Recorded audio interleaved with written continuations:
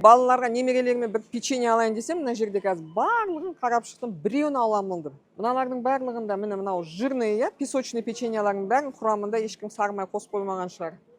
Қалай ойлайсың, иә? Бұның барлығының құрамында маргарин. Маргарин білесіздер нефтепродукт. Ол бізде жаңа неге алып келеді? Баладан мүмкін әлі ештеңеге алып келмес, бірақ асқазан ішек жолын жақсы құртады. Әсіресе ұйқы безіне, поджелудочная железа деп айтамыз, панкреатитке алып келуі мүмкін. Ал әйел адамдарында, вообще үлкен кісілерде жалпы нефтепродукт ол канцероген ғой, енді былайша айтқанда онкологияға алып келеді.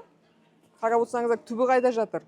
Ал енді қараңыздар, мына өзіміздің алматинский, ой, азаннан кешке дейін печенье жүрмін, мына алманы яблочко печенье, самый безвредный деп айтамыз, мен көбінесе өзімізде осыны аламын.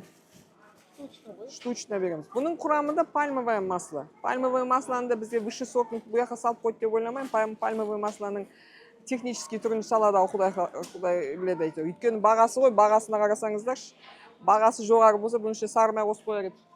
Үйден жасаңыздар. Үйден жасаңыздар. Үйде жаңа овсянканы сармаймен өздеріңіз печенье жасап балаларға беріңіздер. Қыздар, жалпы тәрбие астан, тәрбие дастарханнан.